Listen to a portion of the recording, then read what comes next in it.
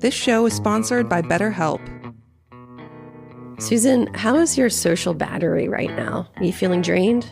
Running on empty. Yeah, me too. You know, it can be easy to ignore our social battery and spread ourselves thin, especially, we're always on the road. Plus our social gatherings when we're home and family obligations, and sometimes it does just feel like you're drained. So what's the right amount of socializing for you? How do you recharge? Maybe you thrive around people, or maybe you need more alone time. Therapy can give you the self-awareness to build a social life that doesn't drain your battery.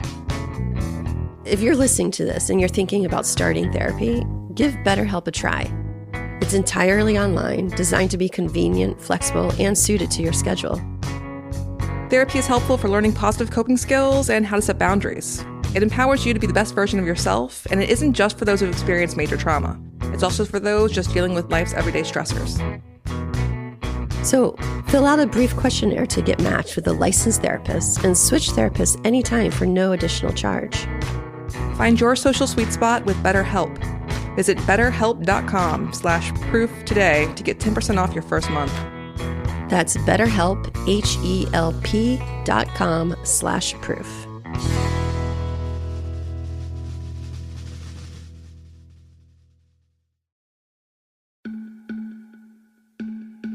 Hey, Susan, the last few weeks I've been followed online by ads for Noom.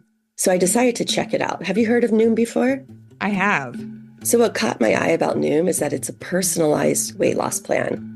Yeah, most weight loss plans are sort of a one-size-fits-all deal, and that doesn't work when everyone leads such different, crazy, hectic lives. And I know for us, a big challenge of trying to eat right is being on the road a lot, and between airports and, me and the hotel breakfast bars. You do love those breakfast bars. Love those. A little too much. And that's why Noom is great. It addresses your lifestyle, your habits, and finds the issues in your life that are blocking your weight loss goals. It feels like a personalized weight loss plan to meet everyone's lifestyle. And the best thing about it, it doesn't seem to restrict what you eat and doesn't shame you when you choose to treat yourself. Hello, Manhattans. So if you want to get one of those hotel waffles, you're good to go. Look, you're going to have cravings. There's going to be things you want to eat. With Noom, you can. And Noom helps you lose weight while still enjoying your life. It also looks at your personal psychology. Losing weight starts with the brain, so why not look at your brain to see what would work for you? Stay focused on what's important to you with Noom's psychology and biology-based approach. Sign up for your trial today at Noom.com. And check out Noom's first ever cookbook, The Noom Kitchen, for 100 healthy and delicious recipes to promote better living. Available to buy now wherever books are sold. So don't forget, sign up for your trial today at Noom.com.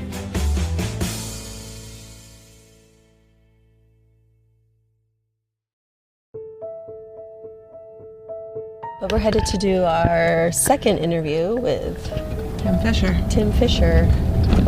And we're going to try and get him to go on camera. On the drive over to meet Tim at the same place where we talked to him before, I think we were all a little more on edge than usual. We were trying to treat this like any other witness interview, but we knew there was a chance that this was more than that. Jacinda, you getting nervous? I was more nervous yesterday. Now that it's actually here, I have this weird detachment from it. I mean, I've sat across from Admitted, convicted killers. I've interviewed death row inmates, which is very, very different, though, than sitting at a restaurant with someone you think could be somehow connected. It could be he just knows who did it, that he's kind of like Garrett Greer. Yep.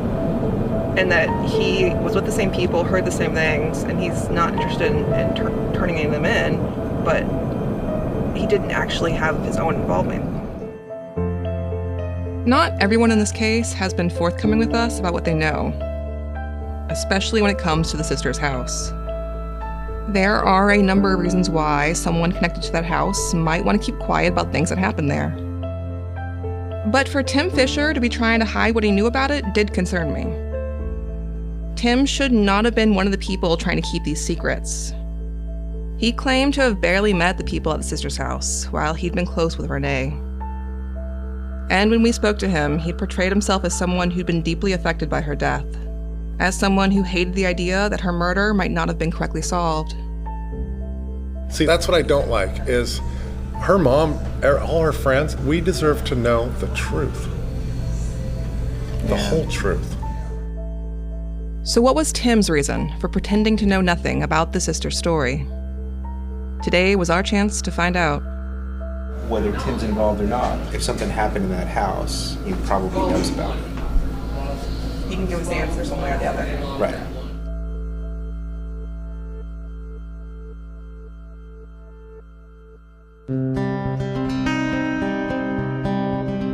I'm Susan Simpson.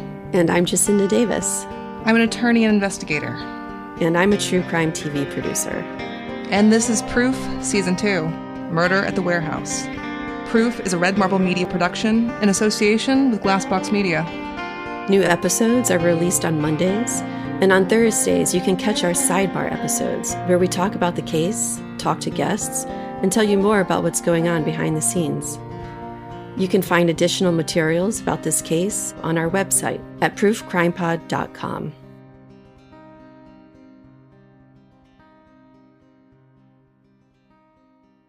This is episode 15, How the Game is Played. During our first interview with Tim Fisher, he had claimed not to remember any of the rumors he'd heard about the case back then, and he did not volunteer anything about the sister story. But we were confident he did know all about the rumors about that house on Pestana Avenue. There's no way it's a coincidence that, when we asked him what Eric Greer might have known about Renee's murder, he immediately launched into a story about the sisters, even though we'd never mentioned the sisters at all. No, I know Eric very well. I would bet both my arms and legs right now that he had nothing to do with anything like this. You think he could have known anything, though? Possibly could have known something. Because he hung out in some bad places. I think the last time I seen him was at these two girls, Julie and Jamie. There are a lot of possible reasons why Tim hadn't shared with us what he knew about the sister story. Maybe when we talked to him before, he'd just been too embarrassed to admit there'd been even more people out there who'd been accusing him of killing Renee. Or maybe he had heard all the stories about the sister's house, but he hadn't believed them, so thought they weren't worth sharing. Maybe there was nothing more to it than that. But it was something we needed to find out. It wasn't just the rumors about the sister's house that had concerned us, though. In our first meeting, Tim Fisher had described a time he'd seen Renee. It was, he said, one of the last times he'd seen her. And what he described sounded very similar to what we knew of where Renee may have been after leaving Labor Ready on Memorial Day when she disappeared. I just keep flashing in my head the moment he described her walking past that music shop. The one question I would ask is like, hey, that time you saw her, did you give her a ride then? Did you offer her one? Did she say no? You said you gave her a ride. Did you give her a ride that day? There were a lot of things we wanted to ask Tim about, but our basic plan for the interview was simple. We'd tell him what we knew about the sister story and the accusations made against him, and invite him to share with us whatever he knew about it. Look, it could be we sit down and talk to him, show him what we have, and it all makes sense. We realize he's not the suspect we thought he was, and we have an answer. Well, look, rumors get circulated all the time, and so that was our plan for the interview, if Tim showed up. We weren't certain he would. The day before, Tim had actually canceled on us. He said he felt it would be disrespectful to Renee's family to meet with us again. He changed his mind again after that, and now the interview is back on. But he could always change his mind once more. We got to the restaurant where we planned to meet him and began to set up. I know you're super nervous. Tim Fisher did show up for the interview, and this time Anthony was there with us to film it. testing. Okay, we're good. So Anthony's going to put a microphone on. Yeah, if you don't mind. We had with us copies of some of the videotaped interrogations and other materials that last time Tim had told us he wanted to see. Let me see the pictures of Jake now. What's the old man look like? Oh, do you have it? I think I do. Fucking poor guy. Got shipped off and didn't even get evidence on him. Does he still claim his innocence? Yeah, he's always maintained innocence. That little skinny kid, look at him now. Yeah. Just some convict fucker. We also show Tim some of the video of when Jake was interrogated by Detectives Souza and Wells. Playing games too far. No, I'm not. Wait. That's fucking scary. You want to tell us your side or not? Fuck, poor kid, he's ready to fucking cry. He seems confused. Yeah, confused and scared. Is that legit? Like, do that- you look at this and think he's acting? Just like when he was sitting next to me, I felt it was genuine, because if not, I would have fucking pushed him out of the car. That's one of the worst interviews I've ever seen. God. I thought it was all like legit, and I figured, well, they got him. They must have their evidence. This is before I knew anything about DNA and all this other stuff, you know?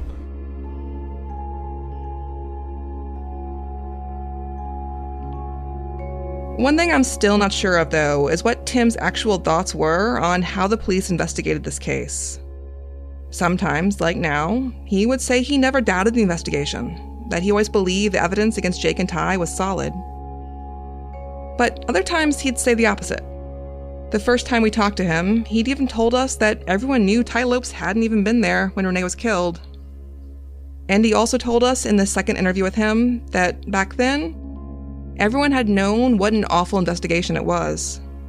Pretty much the Manteca police did a horrible fucking job, had no evidence, and like I said, if everything went correctly, there wouldn't have been so many rumors flying around. Everybody's trying to solve the thing on the streets ourselves as a community, instead of the cops doing their job. You'd think they would have went to every friend and everybody and did a thorough investigation. They didn't even interview a lot of her friends. They talked to Amber, and that's about it. Did they ever even talk to me? And I was so drugged out and having a good time as a kid. I probably would have just been like, oh, wow, man, what the fuck's going on? So you don't remember if they talked to you? I don't even remember. To this day, I can't remember them ever fucking asking me anything. Gosh, if that kid is found to be innocent, then how would they backtrack after 23 years to They go? usually don't. You'd think they would have looked and found something there, right? Found what? Well, if somebody's murdered there, you know, under her fingernails or some hair or a beer can with some DNA, I mean, was there something? You do watch a lot of crime shows. Yeah.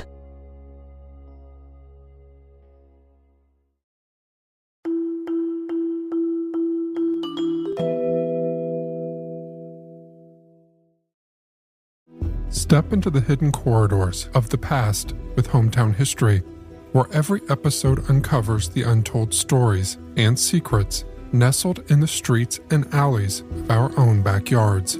We bring history to life, revealing the extraordinary in the ordinary, from local legends to forgotten tales that shape the communities we know today. Tune into Hometown History and embark on a journey through time, right from where you are. The Coca-Cola Company, Keurig Dr. Pepper, and PepsiCo are bringing consumers more choices with less sugar than ever before. From sparkling, flavored, and bottled waters to zero-sugar sports drinks, teas, and sodas, consumers are taking advantage of these choices. In fact, nearly 60% of beverages sold contain zero sugar. To learn more, visit balanceus.org. Every day in America, 60 million packages are delivered, but we don't always know what's inside. He bent down to pick the package up. That's when the device detonated. Danger is everywhere, and no one is safe in Austin, Texas, as law enforcement hunts a serial bomber for 19 days. From Sony Music Entertainment, Campside Media, and Pegalo Pictures, this is Witnessed. 19 Days. Subscribe on Apple Podcasts to binge all episodes or listen weekly wherever you get your podcasts.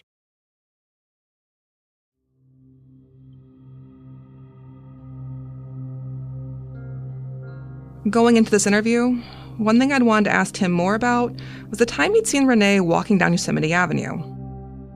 I didn't have to ask him about it, though. He's the one who brought it up. I'll never forget the last time I seen her walking by Janice Music, just walking on the sidewalk. I just looked at her, and I just thought, what the fuck are you doing? I stop and talk to her. What are you with Jake for? What are you with that kid for? What'd she tell you? What'd she say then? Oh, he's all right, Tim. You just don't know him like that. She didn't look beat up. She just looked like lost. Where was she going? Who knows? In Manteca? Probably some loser's house. When was that? Like, was that like around that right before she passed away. Wasn't long before I'd heard she was dead. Who broke the news to you that she was dead? I don't know. I can't remember because it was probably like 1 million people at once. Tim was telling us something new here. The first time we'd spoken to him, he told us a story in a way that made it sound like he'd seen Renee walking down the street and he'd kept on driving. He also said he hadn't known if it was the last time he ever saw her. Now, Tim was telling us he'd actually pulled over and talked to Renee that day, that he'd encouraged her to leave Jake. You want to show him the Burrow stuff? You got pictures of him? We'll show you, yeah. Here's Josh. This little defeated bastard. We played the video of Josh Burrows' interrogation for Tim. The one where Josh says he saw Jake and Ty strangle Renee. Anybody else see this, Josh? I was kind of drunk though. Old kid sounds like he's telling the truth. How would you spit a story out like that? Strangled her with her bra? Was that in the evidence? Was something wrapped around her neck? People who hide things become suspects. I mean, Burrows' story is that it was her bra used. And then screwed her and then dumped her. How do you know that? How do they both strangle her with her bra? I saw him strangling her and I ran. If she was strangled with a bra, I would definitely go after the one kid that said she wasn't strangled with a bra. That's just such a lost poor case then. What did you ever say to the police? Well, let's see the evidence. Let's see the ligature marks. Let's see did you find a bra? Because I'm sure nobody was smart enough to take the ligature with them. Well, we didn't tell Tim, but he was right about this. Whoever killed Renee had not been smart enough to take the ligature with them. Renee was very likely strangled with the 3 hemp necklaces she wore. She's still been wearing them when she was found. If investigators had tested them, there's a good chance they would have found her killer's DNA there. But they didn't test them. Instead, they convicted Jake and Ty based on what Josh said. The thing is, though, if Josh's story is bullshit, which I really think it was, then we know nothing. Exactly. It puts us at square one. So I'd be going to the police department saying, I'd like to see the evidence box. Well, California is not exactly open and friendly towards that. What if they were to get a retrial for them? That would be different, but that... Couldn't they say, well, I want to see your evidence. Kid needs a retrial. Like Tim said, once you throw out Josh's statements, you're back at square one. You're starting from scratch. We'd already tried Tim's suggestion of going to the Manteca police, but our records requests to them were denied. We weren't going to get information out of them. And if Tim Fisher had information about what had happened to Renee, well, he wasn't sharing it either. We kept waiting for him to say something like, you know, I don't know if there's any truth to it, but I heard the story about the sister's house you might want to look into. Tim didn't say that, though. He now seemed to agree that the detective's case didn't make much sense, that this could very much be an open case in need of investigation. But if he knew of anything we might want to investigate, well, he wasn't sharing it with us. After all these years, to think I'm out here while they're rotting away and I'm happy that they got the right people, and now to see all this shit, we were just convinced, well, they're the police and they did their job. So what evidence do they have? They don't have nothing on Jake at all? They found his DNA in her underwear. So they had that, but no, that's not evidence. I figured she had skin under her fingernails. They do have his DNA on her underwear, but their boyfriend, girlfriend, like... I meant other DNA where she was fighting back or something. They did not find his DNA anywhere else. Because if somebody was choking her like he said Ty was choking her, well, wouldn't she put her hands up? Wouldn't he have scratches? Yeah, but they don't have anything on him. That's fucking sad. The fact of the matter is, the only thing they have on him is basically the same as what they could have had on you. I know, that's why I said could have been any one of us that they just pinned it on and said, fuck it, we got someone to pin it on. It's weird. It sucks. You don't even know who to believe. There's not like one believable person out of them. Yep. Maybe Jacob.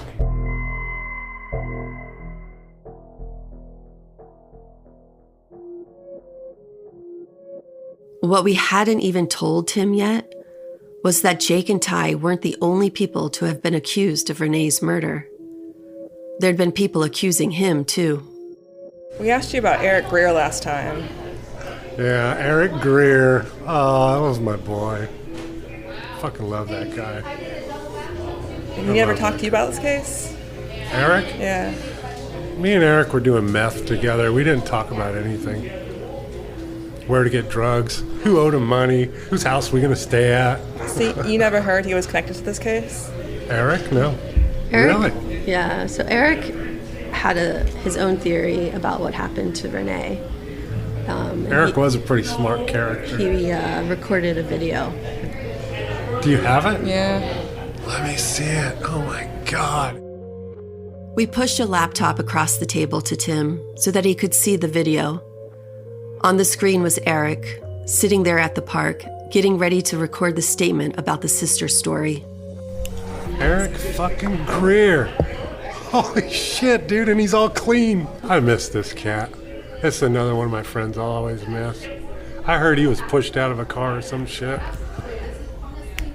You guys said he was ran over. We don't know. I miss this guy.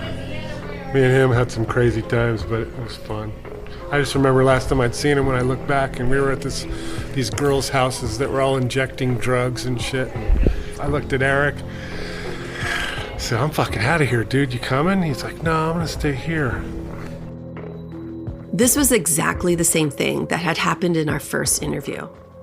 We'd mentioned Eric Greer and Renee's case, and Tim spontaneously launched into a story about the sister's house. Tim hadn't started the video yet. He had no indication that the sister's house had anything to do with what was coming next. But Tim had known exactly who we were going to ask him about.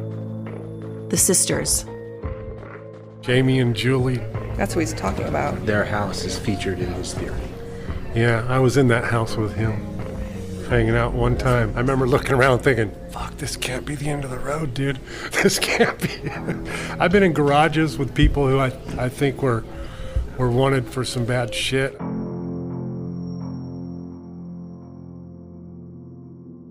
I found this comment strange, but Tim never elaborated further. He never really explained why, when he was sitting there at the sister's house on this day, he'd been having some kind of existential crisis about whether this could be the end of the road for him. And what does being in a garage with people wanted for bad shit have to do with anything? Maybe it means nothing, and Tim was just rambling here. And anyway, according to Tim, it could have nothing to do with Renee, because he had no idea that anything there at the sister's house was connected to Renee at all. But you never heard the rumor about something happening at the sister's house? No, that's a whole new one. Did you ever hear anyone mention the sisters that might be involved in the case? News to me. Tim had to know more. I felt certain of that. But since Tim wasn't going to admit to us what he knew about the sisters, we went ahead and played him Eric's video statement about it. My friend Liam, which also lived there, which was Julie's boyfriend, he was laying on the ground crying. And Julie's sister, Jamie, was in the back room pulling her hair out of her head. And I went in there and questioned her, asked her what happened, and all she could say was that they killed her. Does that surprise you to hear? Yeah. Fucking Eric, I miss that guy. And one of the theories that we've heard from a lot of people is that something happened at that house.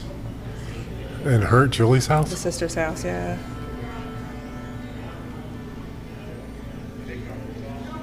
Could have been, because that, like I said, that was a nasty house. Full of nasty people. They could have had a party there, and that's probably what could have happened, was some frickin' dope fiend shit at that house. Especially if Liam was laying on the ground crying. You knew Liam? Yeah. Well, who was he?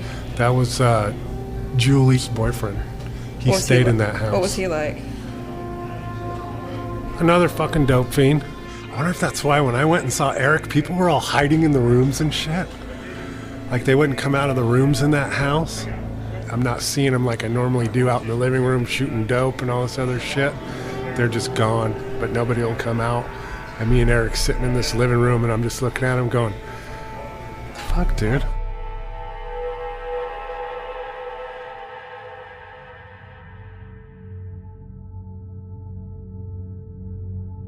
Tim told us this was the very first time he'd ever heard the sister's story. But he seemed to quickly decide that it might be plausible. Though, I also noticed Tim didn't really have any questions for us about it. He didn't ask for any details about these theories about the sister's house, or even who had supposedly killed Renee there. Tim seemed uninterested in all of that. But Tim is unique in that he's the only person we've talked to who knew both Renee and the people at the sister's house. So, even if Tim didn't have any questions for us, we had questions for him. Do you think they knew Renee? I don't know. Like, Renee's just starting to fuck her life up. These girls were really fucked up. They were in deep. Renee wasn't into stuff like that. Yeah. But she was out on the streets at that point, right? I guess, at that point in her life. Yeah, she could have very well just fucking took off and been hanging out at the wrong houses and the wrong people. Up until this point, we'd only shown Tim the part of Eric's statement where he describes his sisters and his friend Liam acting hysterical the day after Renee's body was found. We hadn't shown him the parts of the statement where Eric talks about him. He does mention you at one point in one of the videos. Does he? Yep. What's he say? My friend Tim Fisher was there? Basically. That I was with him at Jamie's house? You had mentioned a gentleman by the name of Tim Fisher. Yeah, Tim Fisher. He's the one that a lot of people thought was the one who did it, and it's quite possible he's one of the ones who was involved in it too. Fucking Eric, you believe it? Used to drive a little Datsun, whatever they are. What the fuck, Eric? Somebody got into his head. He has a really big problem with the younger girls. He drives around town trying to pick them up all day long, and he's very, very forceful on women when it comes to sexual things. God damn, Eric, really? That's funny. Somebody put something in his head, too. So that doesn't bother you, though? No. Saying I'm forceful? No.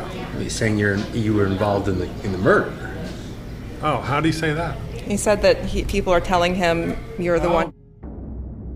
We played the tape again for Tim, where Eric says a lot of people think he's the one who killed Renee. But Tim never really commented on that. Instead, he wanted to talk about another part of Eric's statement, where Eric says this. And he has a really big problem with younger girls. He drives around town trying to pick them up all day long, and he's very, very forceful on women when it comes to sexual things, and he's very vulgar to them too, and a lot of times. Maybe I was vulgar, but I wasn't forceful. And I did like my women a little younger. He's tall. All right. Fucking Eric. So when Eric says that you could pick up young girls, is that true? Yeah, I had quite a few little girlfriends. That part was true. I would speak abrasively about some things. He says young girls, though. What age is he talking about? Oh, I liked them all. 18, 19, 20. Once they got up to about 25 and they said they had a kid, nope, you're too old. Tim was openly bothered about what Eric said about him being vulgar and forceful with women. Though he admitted the vulgar part had been somewhat true. But while we made multiple attempts to direct Tim's attention back to Eric's allegations about the sister's house, Tim seemed to have little interest in discussing that. And we've heard that from several people, that those two sisters were freaking out in the days that followed. Really? Mm-hmm. Wow. Jamie especially. I mean, look, Eric's dead, so we can't ask him. I always wondered why he died, how he died. Now I'm thinking, if anything happened at the house, then maybe that's why he died. Maybe they killed him too. It's almost like fucking Eric had something to do with it now, and that's probably why he was killed, because why would he be saying this shit and then trying to place blame on me, and then, you know what I mean? But why does he keep bringing it up then? Exactly. What the fuck? No wonder he never said nothing to me. I'm just surprised at how clean he looked right there. When Eric Greer recorded that video statement in the park, he wasn't using drugs. Tim had recognized that right away. Whatever he was saying in that video, it wasn't because he was high. So why had Eric said these things? Tim told us he had no idea. If somebody's going to say something that knew me so well, it's like, yeah, he knew I was an asshole. I would just ask him all the time, we going to fuck? That was just getting to the right fucking to the point. Does that mean I'm a fucking murderer? Like, yeah, I had a pretty good average at that, 8 out of 10 may have said no. Would you have ever hit on Renee? Yeah, after she was 18, I would have. I thought she was cute. She was 18. She just turned 18. I know. That's why I think I'd stopped and asked her, are you with what's his name? That's why you stopped her. Well, she was young. She was cute. I've always liked her, but yeah, she should have never been with him. She should have never been on the streets. This was now the fourth time in all, across both interviews, that Tim Fisher had brought up this story about the time he'd seen Renee walking up Yosemite Avenue. And each time he told it, he'd added more details. The first time he told the story, he'd been driving by the music shop one day, and he saw her walking down the sidewalk. Only now, in the fourth version of the story, he was acknowledging that not only had he stopped to talk to her, but that he'd done so in order to ask if she was still dating Jake Silva, because he wanted to ask her out. So, the very last time Tim says he saw Renee, he'd asked her out. But here's something Tim never did tell us. What was Renee's answer? Had she turned him down? Or was she the 2 out of 10 that said yes? Tim never gave us a firm answer. He would just change the subject. And in hindsight, I wished I'd forced an answer from him. But I didn't. At the time, we'd wanted just to keep him talking, thinking that he'd get back to the story once again. He never did. Not directly, anyway. Did you and Renee ever have a sexual relationship? No. Absolutely not. No.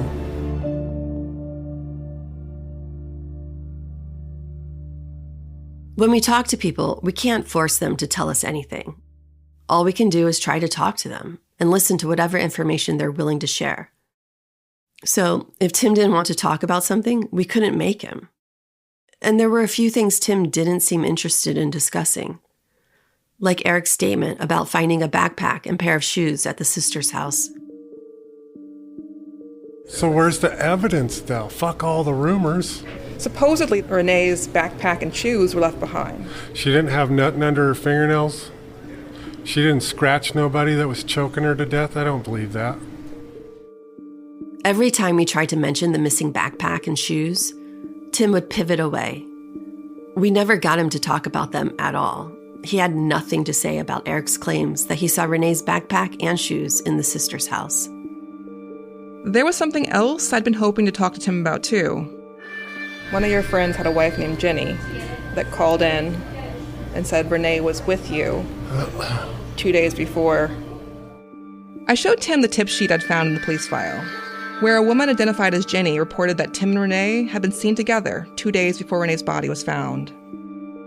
I didn't tell Tim about it, but as you heard last episode, I had found Jenny and asked her about this report. And she told me that, unfortunately, she no longer recalls who told her Renee and Tim were seen together. Beville Court, 27 years. That's me, tall. Where do you see Jenny at? Oh, Jenny, Source Jenny. Who is Jenny? Like, who is this chick? I don't know. Tim Fisher expressed no interest or curiosity about these stories about him and Renee being seen together in the days before she died. And maybe Tim had no interest in discussing this because it was all baseless rumor. Still, he'd just watched a video where his good friend Eric Greer had suggested he could be involved in Renee's murder. Surely he felt something about that. So you've got to be pretty freaked out and pissed off at the moment, right? Like what? At Eric? That Eric was maybe... Disappointed. Disappointed. Disappointed. He knew I liked younger chicks. Big fucking deal. For Eric to believe anybody to say anything like that about me and not to come to me, why wouldn't he fucking confront me? Why would he act like that and do some weird tweaker shit and go make an interview behind my back? Did you show Louis these? No. I don't like to tell him. This fucking Eric Greer thought I had something to do with it too. Later, I had asked Lewis if Tim ever told him about the video we'd shown him. Lewis said he had, but that the only thing Tim really had to say about it was, who would have guessed that Eric Greer was a rat?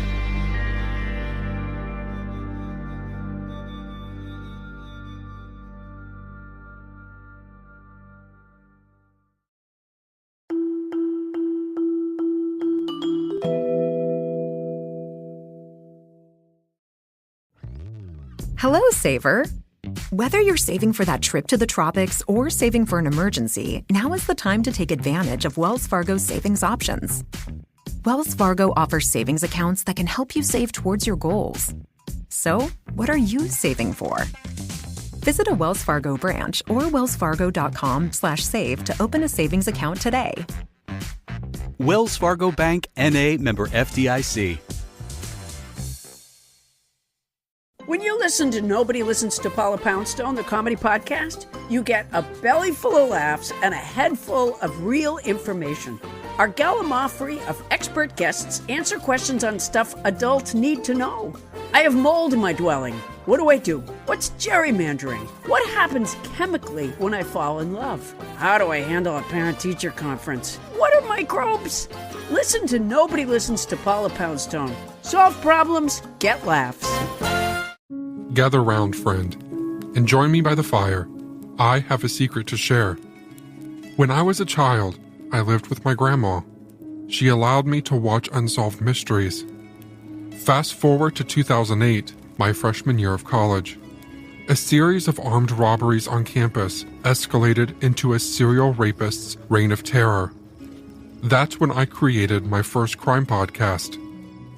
In January 2014, I picked up the podcast again, from my college roommate who fell for an underage girl online, to the chilling story of a murdered nun in 1969 Baltimore, and in the Throwaway series, I share my own journey of overcoming homelessness and how that experience led me to unmask a serial killer and identify 3 of his Jane Doe victims. This is Foul Play Crime Series, where the stories are real and the truth is waiting to be discovered. The video statement from Eric Greer that you've heard on the show was actually recorded 2 years after Renee's murder by a friend of Ty Lopes who was hoping to preserve Eric's statement. But Eric had also gone to the police just a couple weeks after Renee's body was found to tell them what he knew, though the police didn't document much about what he'd said. The report is brief. It mentions nothing about the sister's house or the missing backpack and shoes. There's only one line of actual information, and it says this. Eric Greer said that he heard rumors from Liam that Tim Fisher was responsible. Nothing further. I mean, how do you feel when you hear this stuff? Same way I felt back then. It's fucking stupid. What do you think I thought?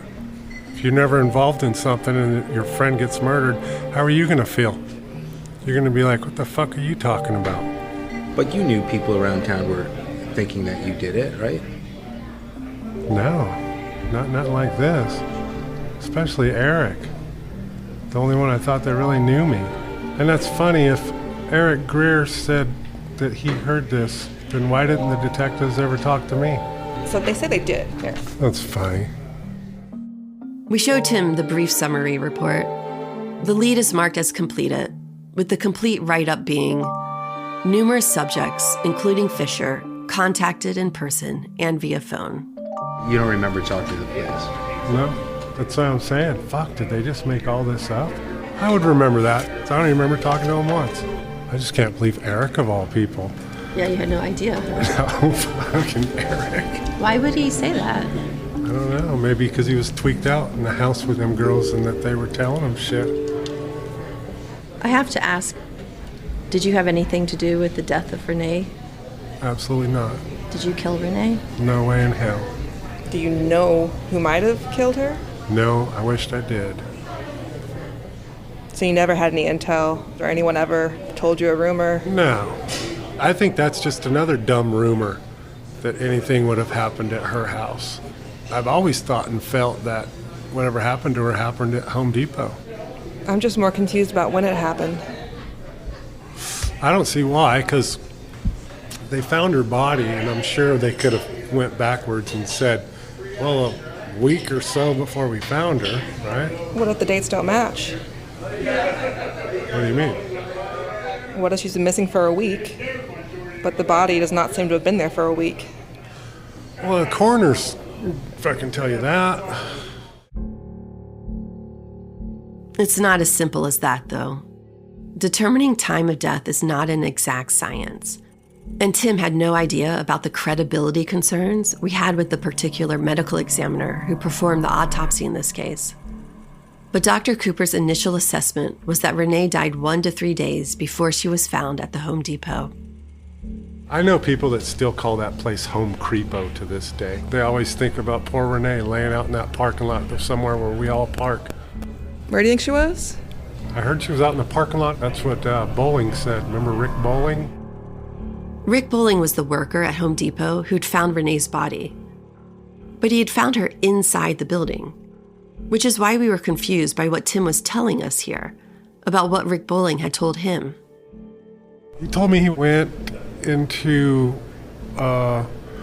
picking up the garbage or something in the parking lot, and he said he found Renee under a pile of trash. Yeah, that's not quite accurate. No? So they weren't out in the middle of a parking lot like I always thought? Mm-mm. So they went inside the building that was being built, and that's where she was killed? And then they drug her out and stuck her in the parking lot? No, she was in the Home Depot. I wasn't sure what to make of what Tim was telling us here.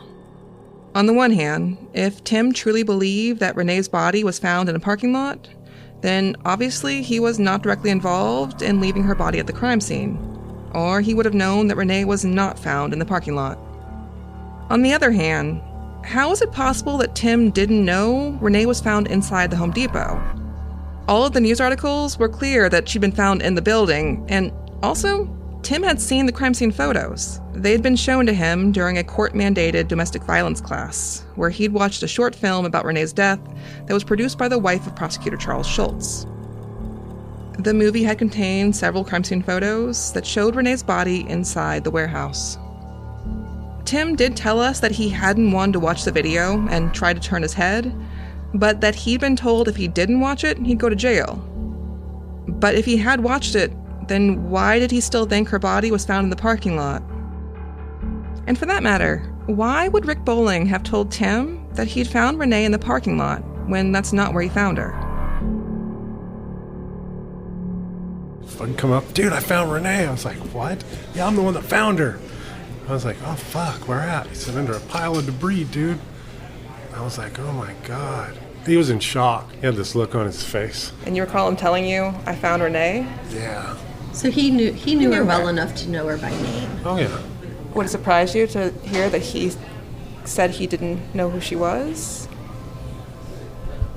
Really? He testified he didn't know who she was.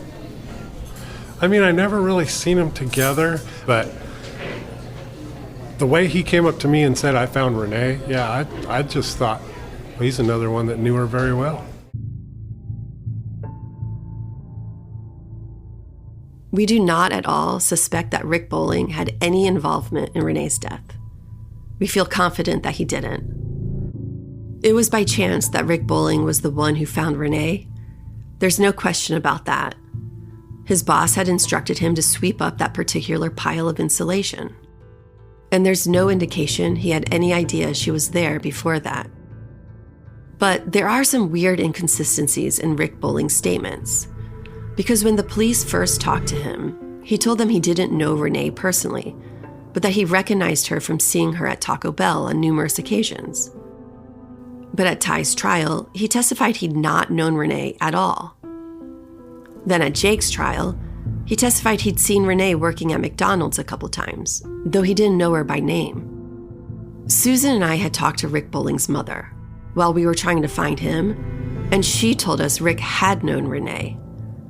But when we talked to him on the phone during our one brief conversation, he said he hadn't known her at all. And now, here was Tim telling us he remembered Rick knowing Renee by name. And from the way Tim describes the conversation, it almost sounds like he'd known that Renee and Tim were friends.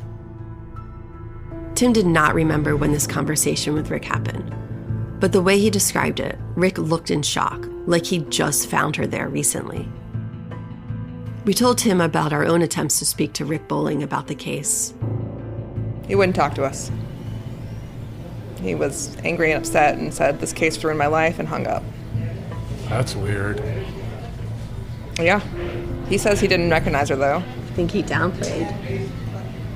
For some reason, he downplayed not how much he knew her. I was fucking doubting, and I kept telling Louis, "Man, your friend's guilty." He's like, "No, man, I'm telling you, Tim, they got no evidence on him." I was like, "Bullshit, they had to, Louis. They can't put people away forever unless you fucking did something." That just shocks me to my fucking core. Tim was very good at changing the subject. Did he have any thoughts on why Rick Bowling might have downplayed what he knew about Renee? It's not clear because the conversation moved on to another subject. Think Ty could have done it without Jake being I don't see around? any evidence of that. Fuck, who knows? Well, if the DNA didn't match Ty. What DNA? I mean, there's a lot they didn't test. There were some things they should have tested and didn't, so... I mean, it's a solvable case. They just gotta do the work. Good old Manteca. We didn't get into specifics with Tim, but we did tell him there were items of evidence in the case that had never been tested for DNA. What we didn't mention was the fact that no one knew now where those items were. Renee's clothing and the hemp necklaces, the probable murder weapon, had gone missing at some point. And in 2017, when Jake's attorneys at the Exoneration Project tried to have them tested, the Manteca police had informed them that the evidence could not be found. But we figured there was no harm in telling Tim a little white lie. The upside is we know there's DNA that could still be tested. We know we can get an answer. Why didn't they test it?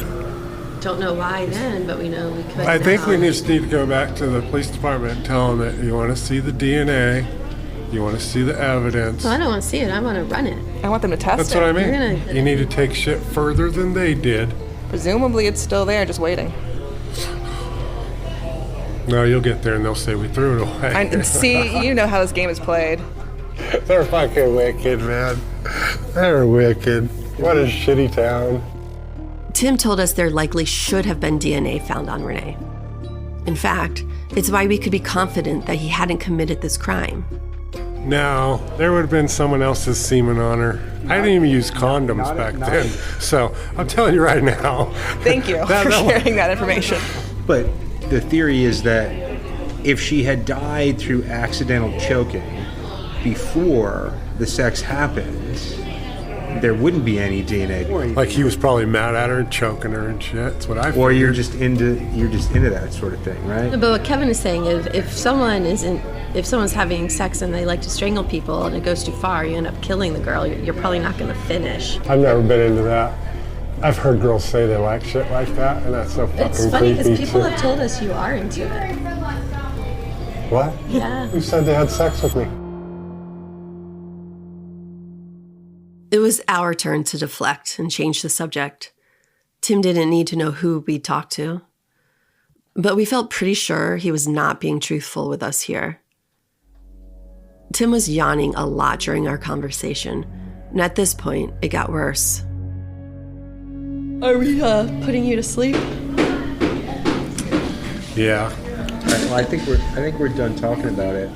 All I gotta say out of the whole thing though is poor Renee. Everything else is, fucked up cops, fucked up people. Renee didn't deserve nothing like that. She deserved to see, just like all of us, if there was going to be a light at the end of the fucking tunnel for her. Jacinda, you keep my number. I have your number. You ever want to come back to California, you let me know. We'll go to Yosemite, take a little walks.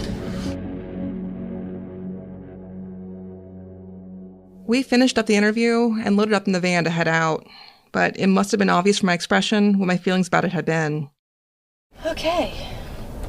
So we just wrapped our interview with Tim Fisher. So now more than ever, you think he did it? Yeah. Why? I wouldn't convict him on it, but... Was it something he said, or is it just... Everything he says is wrong. Just nothing lines up the way it should be. And the fact that the last time he saw her was after she turned 18, walking alone, and he was going to ask her out. I was still kind of open to the idea that he knew something, because the story, I could see room for that. Tim Fisher had not said anything directly incriminating, but the fundamental wrongness of his story remained. He portrayed himself as a concerned and loving friend who wanted answers, who wanted to find the truth of what had happened to Renee. But he wasn't trying to help figure out the truth. He was actively concealing whatever it is he knows about what happened at the sister's place. And I could no longer think of an innocent explanation for why he wanted to keep whatever he knew hidden. That's why I walked away feeling more confident than ever that Tim was important to this case, and that he knew something about what had happened to Renee that he was hoping we wouldn't find out. Not everyone had left the interview feeling that way, though. I walked away feeling less. What made you think he's less guilty? I sort of believed that he didn't know Eric had recorded the video. I actually believe that. And I do believe that entirely. I believe he didn't know people were pointing the finger at him. No, not true at all.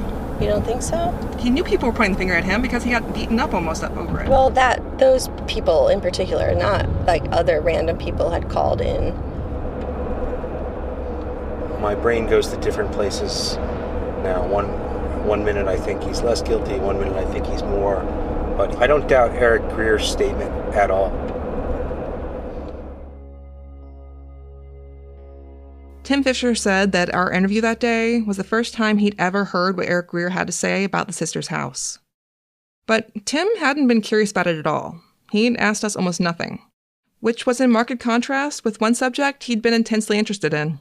He was really interested in what DNA.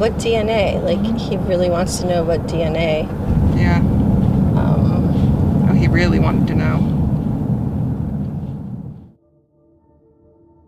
Tim Fisher hadn't necessarily seemed concerned about what the DNA might show.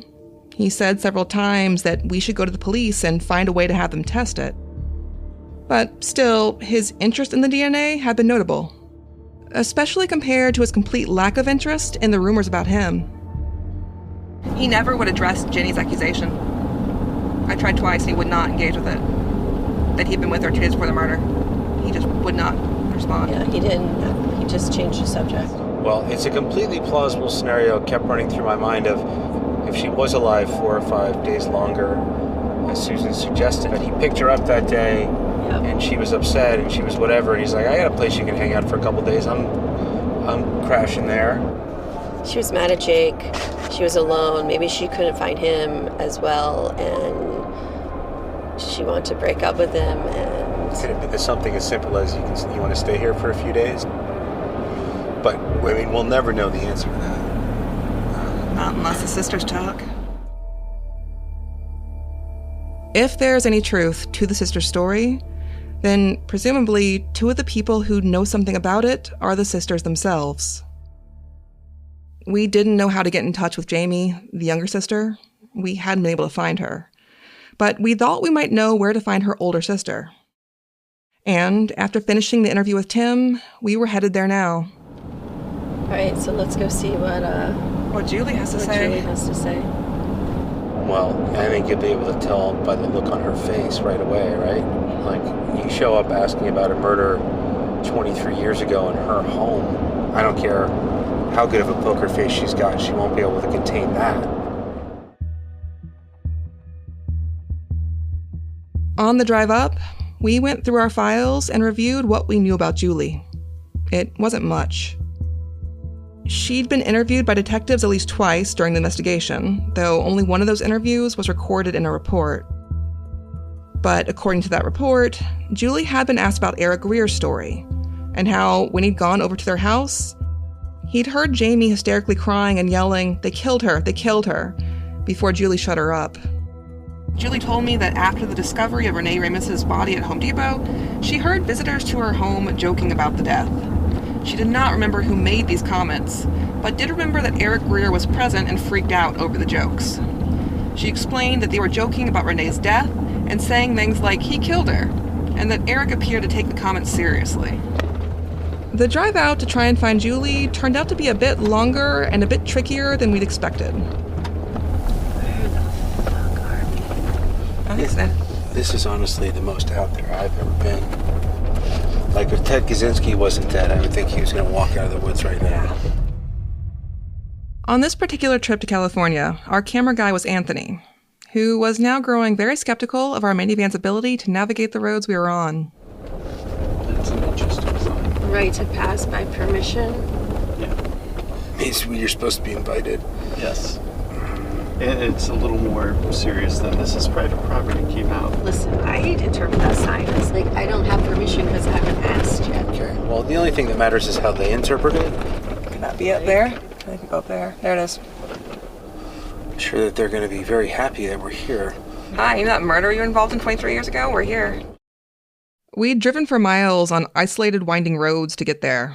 No real street signs and not much help from the GPS. Yeah, is it? Yep, here we go. Yeah, you guys get out. We'll turn around.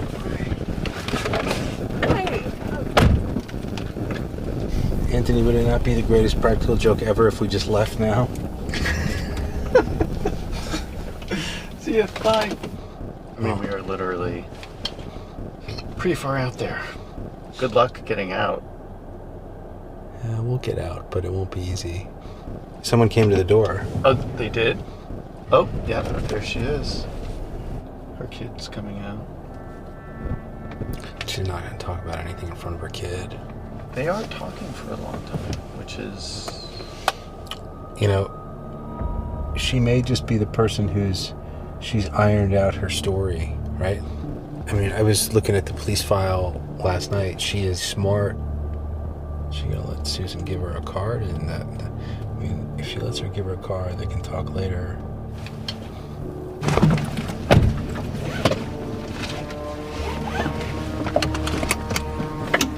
So how'd that go? Worthwhile. She was not exactly happy that we're here. Absolutely not. And did not want to talk to us, but continued to talk to us. What'd she say? That Eric Greer and her boyfriend were bad people. May have been involved. She didn't know anything else about it. They searched my house for a backpack, and that's it. The conversation with Julie had been civil, but tense in a way that made it a little hard to follow at times what she was saying. And to make it more confusing, Julie wouldn't give us names of people she was talking about unless and until I correctly guessed who they were. And then she'd confirm it. Reluctantly, though. So, what Julie told us in a kind of halting fashion was that at the time of Renee's murder, she'd been dating a guy named Liam, who would live with her and her sister at the house on Pastana Avenue. Liam was good friends with Eric Greer. Eric and Liam had known each other growing up, which is how Eric had ended up over there too. And Eric and Liam were not good people, Julie told us. But she didn't know anything more about the case beyond that. The way she'd phrased it, though, had struck me as odd. She'd said something like, if there was a backpack in my house, if there'd been any inadvertent involvement, then it's just because people were at my place doing drugs and stuff. I mean, she told us basically two things. That she knows nothing, has no idea about anything, no information to give. And also she thinks her boyfriend could have done it. Like, those two ideas, to me, don't mesh together. Like, if you think your boyfriend could have done this murder, the boyfriend that was living with you, then yeah, you almost definitely know something that's relevant. Like, when you're talking to her, like, what's her facial expression when she finds out what the fuck you're there for? Unhappy.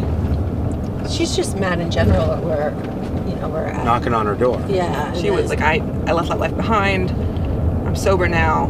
I don't want this coming out. And her kid's right there. Yeah. She did swear if she'd known something, she would have gone to the cops. Did you believe her? I don't know.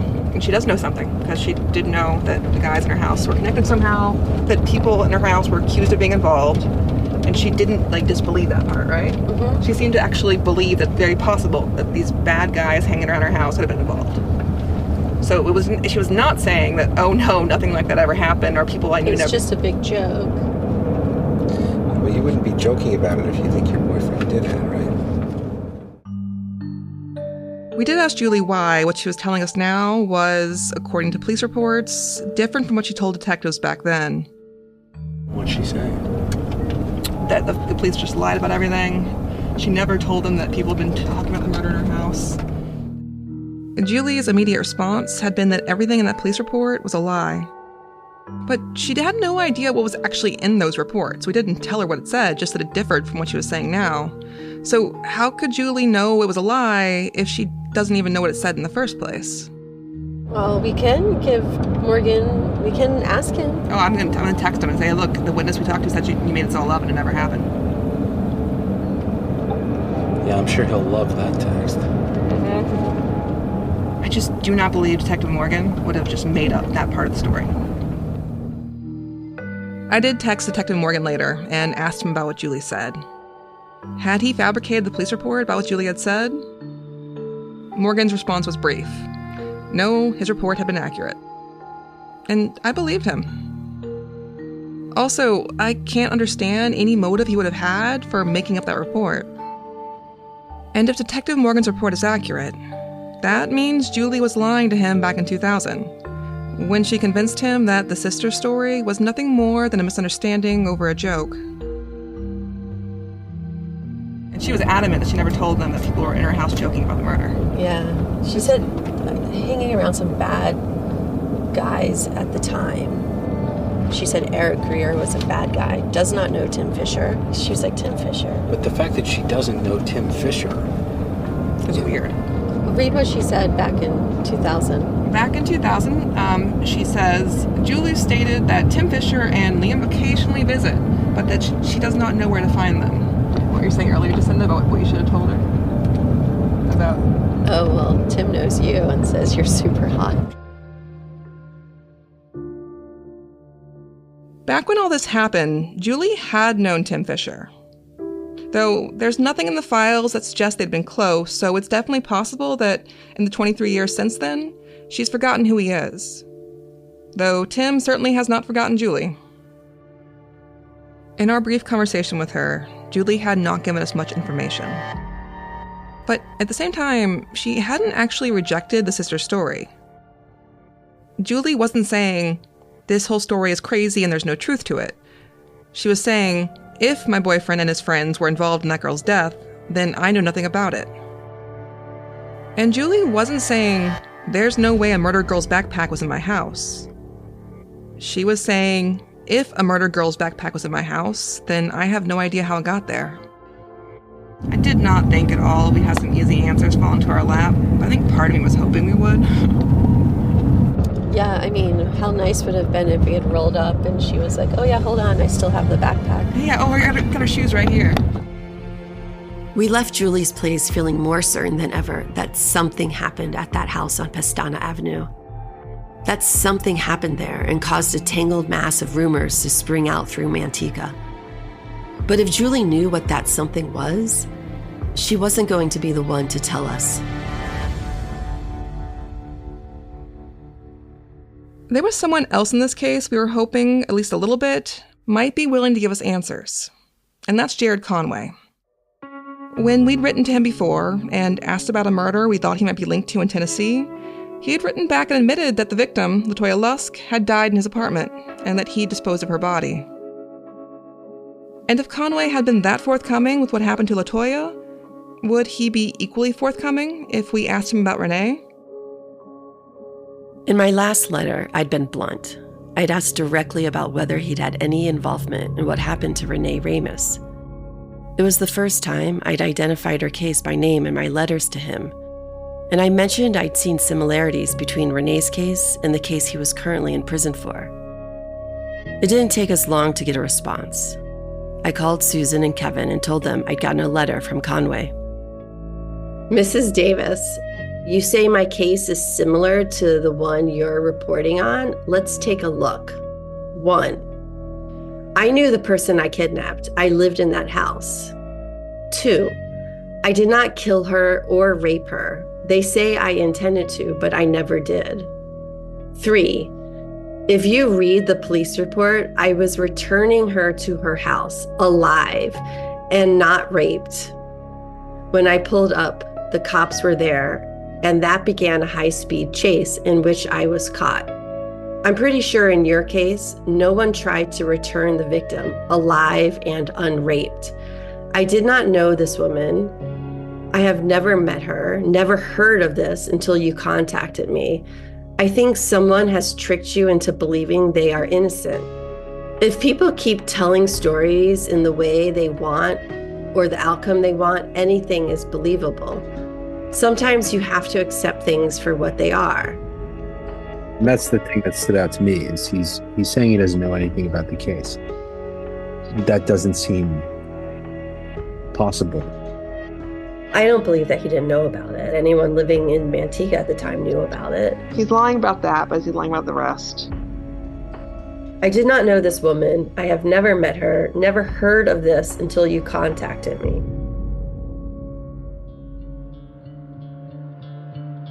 Jared Conway was lying to us. He did know about Renee Ramos.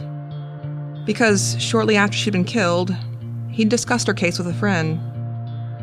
And in 2014, that friend had gone on strangeusa.com and written an anonymous comment about how he believed Jared Conway had killed her. Okay, says there are innocent. I had proven facts and should have came forward years ago, but didn't. Now an innocent man is dead. My niece was kidnapped by the person that did it. Yeah, that's me. That's me. Next week on Proof. Were you hoping you would hear something today that would convince you you've been wrong? No, I didn't hope that. That's how much I think I'm right. Hoping otherwise didn't even enter my mind, actually. And I think he might have left because he's probably getting spooked, because all those little hints that he was dropping, I think in his mind, he thought I legitimately knew. He goes, hey man, can you do me a favor? And I go, what? He goes, I have this backpack that I'm trying to fucking get rid of. And I don't want it. It just has a bunch of girl shit in it. I mean, you can give it to somebody or sell it or whatever.